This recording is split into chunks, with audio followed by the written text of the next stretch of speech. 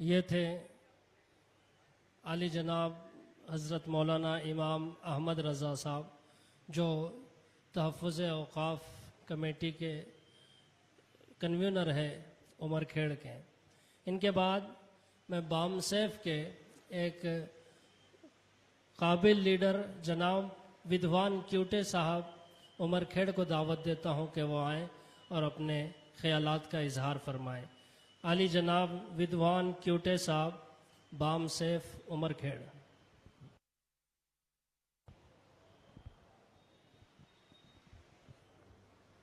Hello,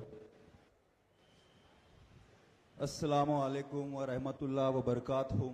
जय मूल निवासी साथियों, आज all India Muslim personal law board के द्वारा उमरखेड़ शहर में वक्फ कानून में जो संशोधन हुआ, उस संशोधन के संदर्भ में जो संशोधन हम सभी मजलूम और सभी भारत के मूल निवासी भाई नामंजूर करते हैं, वो भारत के आईन में छेड़छाड़ किए जाने वाला संशोधन है। उस संशोधन को हम सभी नामंजूर करते हैं और इसी के संदर्भ में समाज में, कौम में बेदारी लाने के लिए यहाँ पर all India Muslim personal law board के द्वारा यह कौम की बेदारी के लिए ये कार्यक्रम यहाँ पर रखा गया है। इस मंच पर मैं इस मंच को इंसाफ का मंच नाम देना चाहता हूं, जो इंसाफ के लिए जो सभी साथी यहाँ पर हाजिर हुए हैं।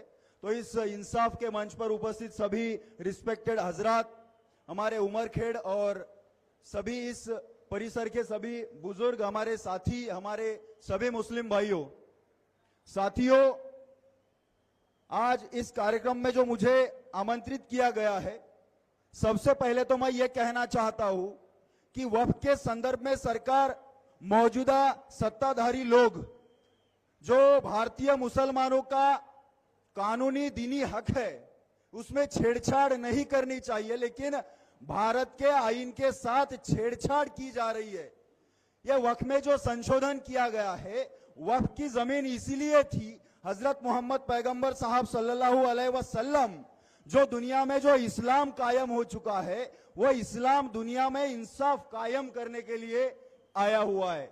दुनिया में इस्लाम के द्वारा इंसाफ कायम करने के लिए, मजलूमों के हक की लड़ाई लड़ने के लिए इस्लाम आ चुका है। और साथियों, जो वक्फ की जमीन है वो इस्लाम में मजलूमों के हक में, मजलूमों के उद्धार के लिए दी हुई अल्लाह के नाम की जमीन है और वो जमीन कोई भी नहीं ले सकता। साथियों, हजरत अली ने कहा है, हजरत अली का कौल है कि जो कौम जुल्म के खिलाफ आवाज नहीं उठाती वो कौम लाशें उठाती है। तो साथियों, हमें जुल्म के खिलाफ आवाज उठाना होगा। और मैं सभी साथियों को यह कहना चाहता हूं कि मुसलमानों की वक्फ की जो जमीन है, केवल मुसलमानों की वक्फ की जमीन नहीं, भारत में और भी मजलूम तबकात है, यह हमारे मुसलमान भाइयों ने जानना चाहिए। यस्सी नाम का मजलूम तबकात है जिनको जाति के नाम पर हर रोज मारा पीटा जा रहा है। यस्टी आदिवासी नाम की मजलूम तबकात है जिनकी करोड़ों एकड़ जमीन, हजारों लाखों एकड़ जमीन छीनी जा रही है। ओबीसी नाम का एक मजलूम तबकात है जो 3743 जातियों में 3.5% जालिमों ने उनको तकसीम किया हुआ है। तो मुसलमानों को मैं खास करके कहना चाहता हूं कि अगर मुसलमान अकेला अकेला मैदान में आकर अगर वक्फ के संशोधन के खिलाफ की लड़ाई लड़ता है, दीनी ताल्लुक से तहजीबों को निशाना बनाया जा रहा है, अजान, नमाज, हिजाब, इनको निशाना बनाया जा रहा है। अगर ये सभी हमें रोकना होगा तो साथियों, एक जहरीली विचारधारा बनाकर ये सब हमें टारगेट किया जा रहा है। तो हमें ये अगर रोकना होगा तो मजलूमों की ताकत बनानी पड़ेगी। अकेला मुसलमान रास्ते पर आने से कुछ नहीं होने वाला है। मुसलमानों को भारत में, जैसे कुरान में आदेश है अल्लाह ताला का कि मजलूमों का साथ दो और जालिम के खिलाफ आवाज उठाओ। भारत में मजलूम और जालिम कौन है, यह हमें ढूंढना होगा। 15% इस देश में मजलूम है, जाति के नाम पर अछूतापन उसको थोपा जा रहा है, इससे बड़ा भाई कौन मजलूम हो सकता है। आदिवासी एसटी नाम का, जिसे नंगा करके जंगलों में खदेड़ा जा रहा है, जिसकी जमीनें लूटी जा रही है, इससे बड़ा मजलूम कौन होगा। ओबीसी नाम का, भारत का हर दूसरा इंसान तादाद में ओबीसी है, सबसे बड़ा भारत का तबका जो 52% है। जानवरों की गिनती हो रही लेकिन ओबीसी की नहीं, वो भी मजलूम है। एससी एसटी ओबीसी ये 74% और हमारे मुस्लिम भाई ऐसे 85%, इन तमाम मजलूमों को एक मंच पर, एक जगह पर, एक प्लेटफॉर्म पर हमें आना होगा, क्योंकि कुरान में ही ये बात कही गई है कि तुम में और हम में जो समान बातें हैं साथियों, उसके लिए हमें इकट्ठा होना होगा। हजरत मोहम्मद पैगंबर साहब ने जो संदेश दिया है कि मजलूमों का साथ दो, जालिम के खिलाफ आवाज उठाओ, तो जालिम के खिलाफ आवाज उठाने के लिए हम सभी को एक होना होगा।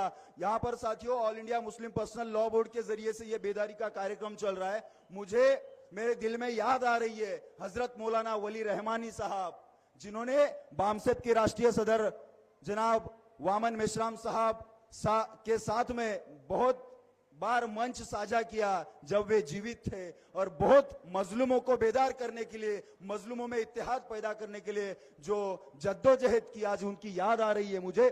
साथियों इसी तरह से मैं मंच पर उपस्थित तमाम हजरात से ये गुजारिश करता हूं कि साथियों केवल मुसलमान मैदान में आकर ये लड़ाई नहीं लड़ी जा सकती है, नहीं जीती जा सकती है, क्योंकि इस्लाम में ही हमें दांव पेच और रणनीति के साथ लड़ना सिखाया गया है। तो हमें भारत के अन्य मजलूमों को साथ में लेना होगा।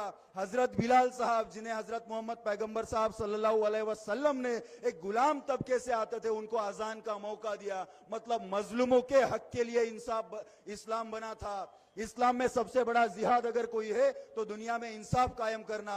तो वक्त के संदर्भ में ये लड़ाई अगर हमें जीतनी है, हमारे खिलाफ जो भी आईन में छेड़छाड़ करके, कानून में, संविधान में छेड़छाड़ करके जो नए नए कानून संशोधन किए जा रहे हैं, उसे रोकने के लिए हम सभी SC ST OBC मुस्लिम, जैन, लिंगायत, क्रिश्चियन, सिख, बौद्ध, इन सभी भाइयों को, क्योंकि हम मूल निवासी है, इन सभी को एक जगह पर आना होगा। बस इतना ही कहना चाहता हूं कि आधे मिनट में कहना चाहता हूं कि साथियों इसी विषय को लेकर के ढानकी में आने वाले 21 तारीख को हमने वक्फ के संदर्भ में एक प्रबोधन सत्र रखा है। तो 21 तारीख को आप वहां पर भी शिरकत करेंगे, यह आशा और अपेक्षा व्यक्त करता हूं। और आप सभी ने मेरी बात ध्यान से सुनी, इसलिए आप सभी का मैं शुक्रिया अदा करता हूं। बहुत बहुत धन्यवाद, शुक्रिया। जय भारत, जय संविधान, जय मूल निवासी।